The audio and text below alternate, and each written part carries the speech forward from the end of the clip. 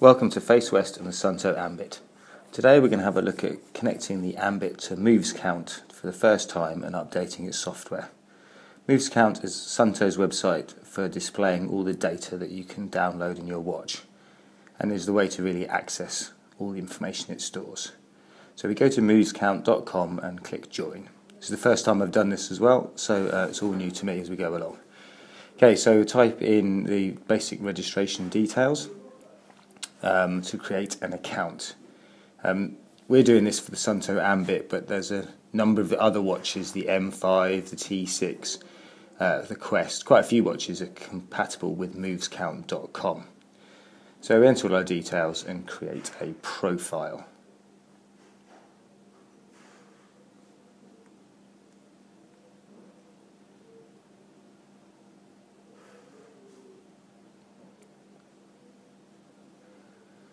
Okay, once we've got our profile, here we come into the main page. Okay, so there are a number of options here. It's a bit sort of like a social network site. There are groups that you can join and you can follow other people to see what training they're doing. But what we really want to do for the first time is connect our Suunto watch. Okay, so we're going to look through the options. Yeah, well, this is all about sort of once you've got set up, but here we are connecting our download the Moves Count software. So first of all we select our device, Suunto Ambit. Okay, and then we're going to be asked to download the Moves Link software. Moves Link software links your PC to the Moves Count website for the purposes of data transfer. Okay, I'm asked to download a small setup file which I'm going to run in the background, so you didn't see me installing that. And then, but once it is running, it was very straightforward. We then are asked to connect our device via the USB cable that came with it. So you just simply clip that on to the Ambit. Once it detects the Ambit, it asks for my email address to identify me to the Moves Count website. So I'll just put that in here.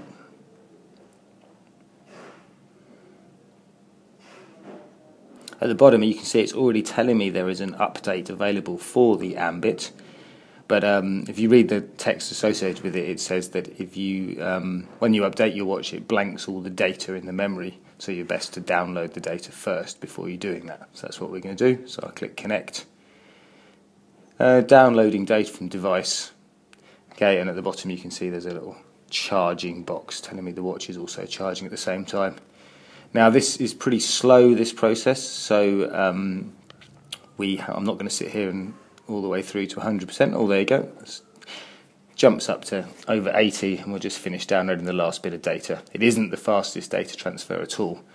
This process probably took probably 3 or 4 minutes, and I don't think there's that much data in the watch, so it's not that quick.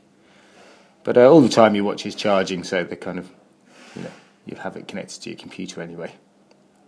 So nearly finished now.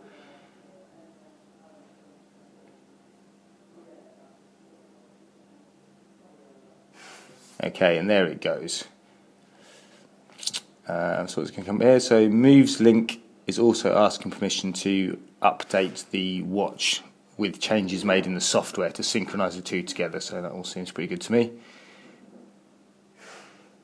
Okay, and now a window's coming up telling me there is a software update for my watch, and would I like to update my watch now, which I would. So I click OK.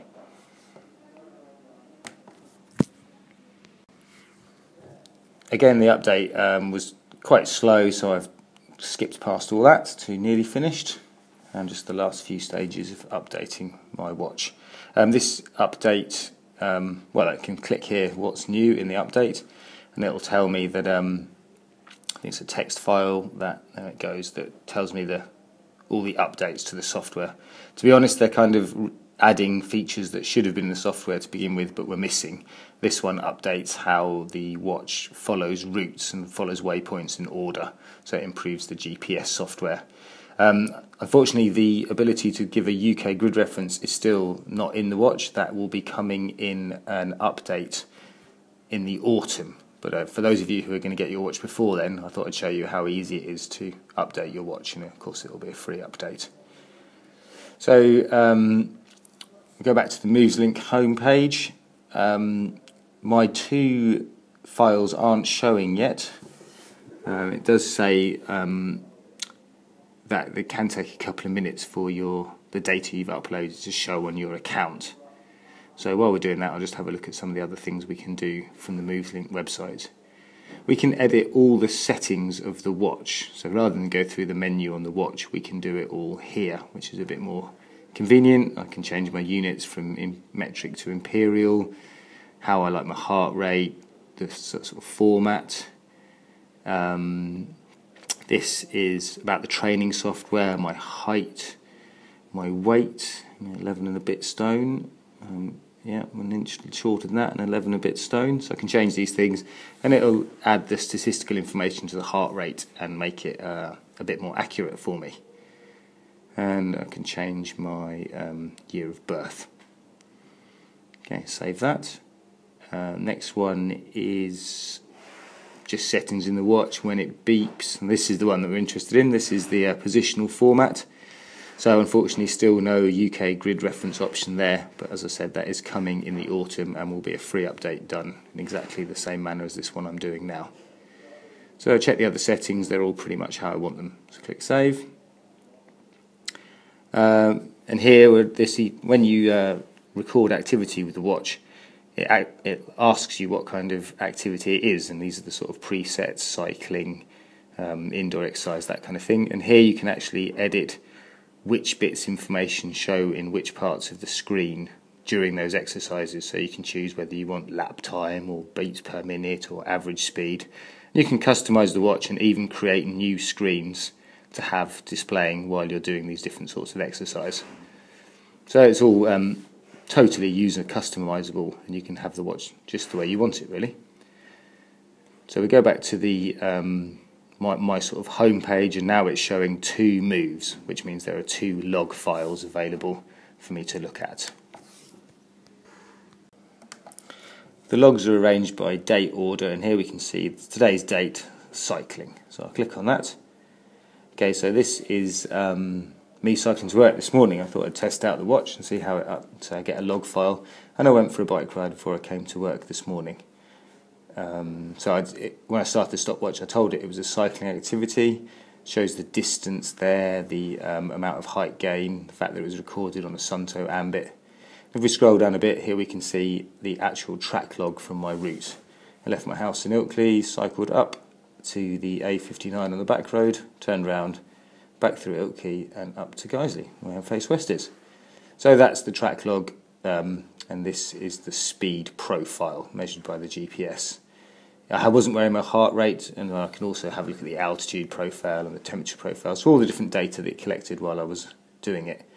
It's very easy to export this data to other programs like Memory Map or your own personal mapping software, because you can export it as a GPX file, which is the one that most of them use. Okay, you can also share your log file with other MovesCount users, and that's the sort of social aspect of the website. So that's suuntomovescount.com.